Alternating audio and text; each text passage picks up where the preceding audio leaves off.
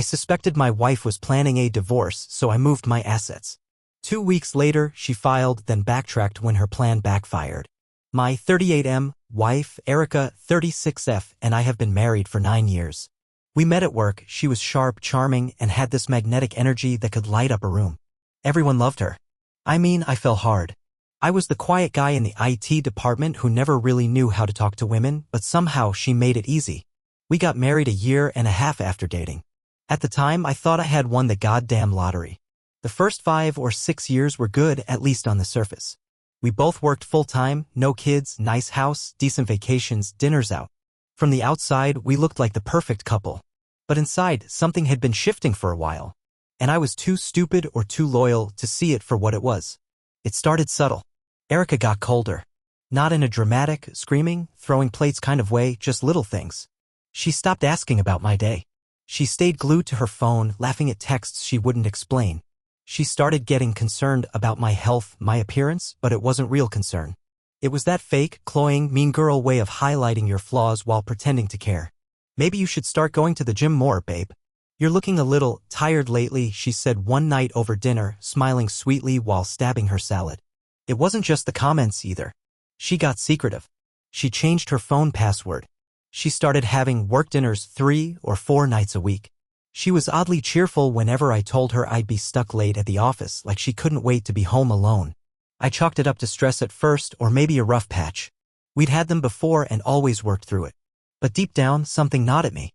There was this coldness in her eyes, like she was already somewhere else, just waiting for the right moment to physically leave too. Then came the fake concern about our finances. Out of nowhere, Erica started asking weird questions about the house. What it was worth, what would happen if something ever happened to us. She wanted to know all about my retirement accounts, the savings, my separate brokerage account I kept from before the marriage, which, mind you, she had no claim to without a very aggressive lawyer. The final straw, the moment I knew, was when I overheard a phone call she didn't know I could hear. She was in our guest bedroom, door half cracked. I was coming up the stairs when I heard her say, all giggly and fake sweet. "No, don't worry. I have a plan. He's clueless. We'll get everything. It'll be so easy." My stomach dropped. My heart raced so loud I thought she could hear it. I froze right there, back pressed against the hallway wall, hearing the woman I loved talk about me like I was just some idiot mark. I didn't say anything right then. I didn't burst into the room and confront her. I just backed down the stairs, grabbed a beer from the fridge, and sat there at the kitchen table for 2 hours straight, staring at nothing, trying to figure out what the hell to do next. That's when it hit me. She wasn't just planning to leave me, she was planning to rob me blind on her way out. And if I didn't move fast, I was going to end up broke, humiliated, and alone. And you know what? For the first time in our marriage, I felt something snap inside me. A survival instinct. No more being the clueless IT guy who trusted too easily. I was going to play this game smarter than she ever saw coming. After that night, everything changed for me. I couldn't trust Erica.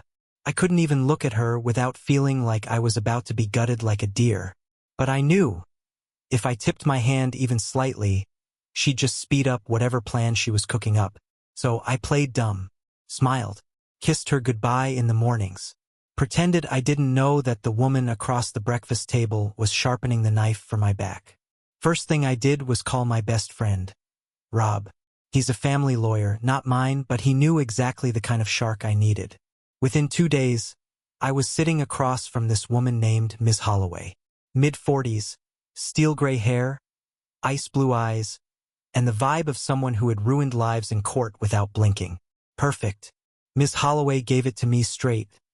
Move your separate assets. Quietly. Now. See, thanks to an inheritance from my grandfather, I'd kept a brokerage account that technically was mine and mine alone. Not marital property. But if I left it sitting there in a way that made it look like it was part of our shared finances, a clever lawyer could argue it had been coming-led, making it up for grabs. I spent the next 3 days setting up a new trust in my name only. Moved every last dollar of that inheritance into it. Opened a new bank account at a totally different institution and started shifting my direct deposit there, leaving just enough in the old joint account to keep Erica from noticing anything strange. Next, I started gathering documents. Tax returns, mortgage info, retirement account statements. Scanned everything to a private, secure cloud folder that Erica couldn't access. I even took pictures of the inside of our house. The furniture, the jewelry, everything time-stamped and stored away. Ms. Holloway told me that when it came time to divide property, having a record of what existed before the divorce filing could be a lifesaver. And then, because apparently I wasn't paranoid enough, I bought a small recording device. Every conversation with Erica from then on got recorded. Because the way she was acting, I wouldn't have put it past her to try to fabricate some kind of abuse story just to get the upper hand. The whole time I kept my mask on, played the loving, clueless husband, smiled through gritted teeth when she told me she had another work dinner, hugged her when she came home hours later, reeking of some cologne that sure as hell wasn't mine. At night, lying in the dark, I would listen to her breathing next to me and wonder how long it had all been fake. When had she stopped loving me, or had she ever loved me at all? I felt like an idiot, a mark, a goddamn fool. But every time that anger started to bubble up, I reminded myself, play the long game. Let her think she's winning. 2 weeks later, like clockwork, I came home from work to find a manila envelope sitting neatly on the kitchen counter. My name written on it in her handwriting. Inside, divorce papers. She had finally pulled the trigger, confident that she'd catch me totally off guard. She probably imagined me begging and crying, clueless and devastated. Instead, I just smiled to myself. She had no idea she had already lost. When I saw those papers sitting on the counter, my hands didn't even shake. I'd rehearsed this moment in my mind so many times that now it just felt hollow. Like reading the last chapter of a book you already knew the ending to. Erica got home a few hours later, acting all serious and somber, like she was about to put a sick dog down. She sat across from me, gave this pathetic little sigh, and said, "I know this is hard, but it's for the best." Hard? For who? You? I nodded, keeping my face blank. Yeah, maybe it is. The flicker of surprise on her face almost made me laugh out loud. She thought I'd fight her, plead, promise to change. Instead, I slid the divorce papers back toward her and said, "Already looked them over. I'll have my lawyer reach out." I swear, for half a second, her mask slipped. Her eyes narrowed, calculating. Something wasn't right, because you see, her plan depended on me being blindsided, on me being vulnerable. She needed me confused, desperate, begging to settle. What she didn't expect was that I had already filed my own countersuit that morning, one that detailed the suspicious behavior, the financial inconsistencies, and this was the real kicker, a request for the court to preserve all marital assets immediately. She couldn't touch a damn thing without a judge signing off. Her clean getaway turned into a hostage situation, and she was the one stuck behind the bars. By the end of the week, her attorney, some smug jackass who clearly thought he'd be steamrolling me, was begging for mediation. Turns out Erica didn't know that moving my inheritance into a protected trust made it untouchable. She thought she'd walk away with half my savings, the house, and probably alimony on top. Instead, all she was legally entitled to was half of our joint checking account, which had about $2,700 in it, thanks to my little preparations. When she realized the money she was counting on wasn't coming, she lost her goddamn mind. I got texts, calls, voicemails. The first ones were angry. "How could you be so cruel? I gave you the best years of my life." Then came the manipulative ones. "We can still fix this. We can just pretend none of this happened." Finally, the desperate ones. "Please, just meet with me. We don't have to do this in court." It was like watching someone fall apart in real time. But not once, not even for a second, did I feel bad for her. Because all I could hear every time she spoke was that night 2 months ago. "Don't worry. I have a plan. He's clueless." Clueless, huh? Guess I was a little smarter than you thought, sweetheart. The final nail in her coffin was when I refused to meet her alone. Everything went through her lawyers. No tearful reunions. No second chances. She had made her choices and now she could live with them. I can't even describe the look on her face the last time I saw her, sitting across from me in the mediation office, her makeup smudged from crying, her mouth trembling like she was about to vomit. The confident, bitchy, manipulative woman I once loved? Gone. Replaced by someone who looked like a scared little girl caught stealing. I signed the final settlement papers without blinking. She, on the other hand, looked like she was signing her own death warrant. I thought that after the settlement was signed, it would be over. Done. Dust off my hands, walk away clean. But nah, people like Erica? They don't go down without a final act of pathetic desperation. It started 2 nights after mediation. I was home, eating leftover pizza on the couch, finally letting myself relax for the first time in months. I was half watching some trash TV when I heard a knock at the door. I looked through the peephole. It was her. Standing there in the rain, hair plastered to her face, wearing the sad little oversized hoodie like she was starring in some Lifetime movie. For a second, the old part of me, the one that used to love her, twitched. But then I remembered the phone call I overheard, the fake smiles, the way she planned to gut me like a fish without blinking. I opened the door just enough to stand there, blocking the entrance. "What do you want, Erica?" I said, voice cold enough to freeze the air between us. She immediately launched into it, crocodile tears streaming down her face, this broken, choked-up voice. "I made a mistake. I was scared. I didn't know how to ask for help. I thought you didn't love me anymore." I didn't even say anything. Just stood there. She kept going, more frantic now. "It wasn't about the money, it was about us.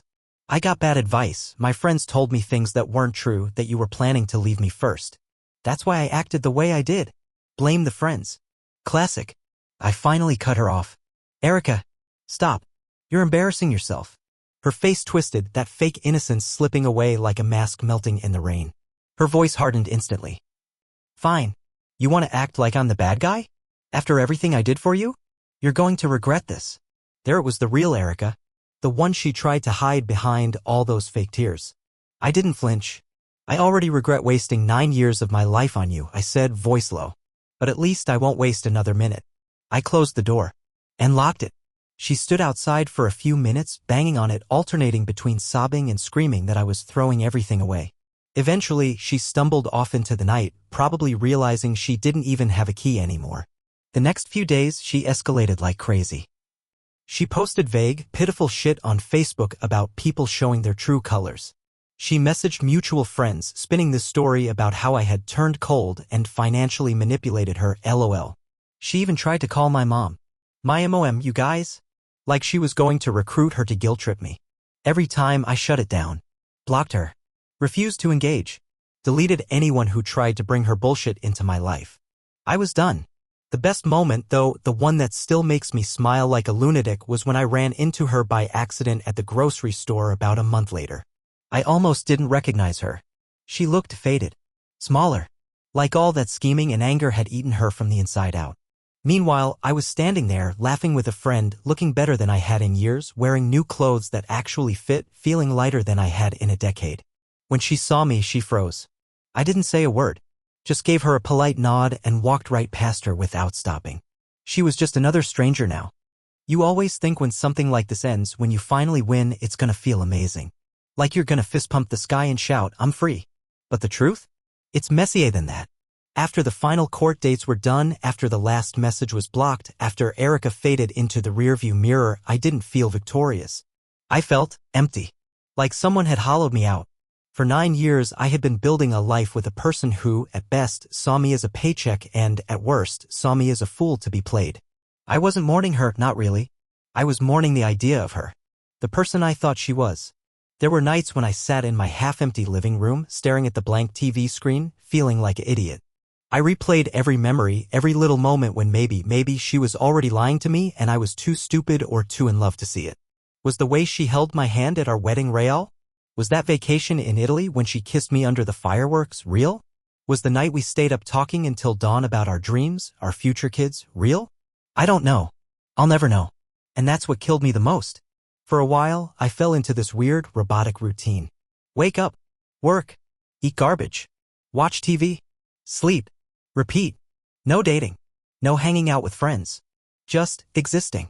There was a part of me, a dark, ugly part, that started whispering maybe Erica was right. Maybe I was just some clueless, boring guy. Maybe love was always just a transaction and I had been too naive to see it. But then something weird happened. One Saturday, about 2 months after the divorce was finalized, I was cleaning out the closet. I found this old box, stuff from when I was still in college. Stupid photos, dumb souvenirs, even a CD of songs I used to love back when I still believed life was good and people were decent. On a whim, I popped it into my laptop. First song that played? Learn to Fly by Foo Fighters. I hadn't heard it in years, but the second it started, I swear something cracked open inside me. It wasn't just the song, it was me. I remembered who I used to be before Erica. Before all the lies and the games and the broken promises. I wasn't this broken, hollow thing. I was still me. I didn't know how to fix everything right then. Hell, I still don't. But that was the moment I realized Erica didn't destroy me. She tried. She failed. I survived. That night, I opened a fresh document on my laptop and made a list. Not goals. Not plans. Just stuff I wanted to feel again. I wanted to laugh until my stomach hurt. I wanted to feel excited about a random Tuesday. I wanted to trust myself. I wanted to look in the mirror and see someone I was proud of. It wasn't much. It wasn't magic. But it was something. And sometimes something is enough to start.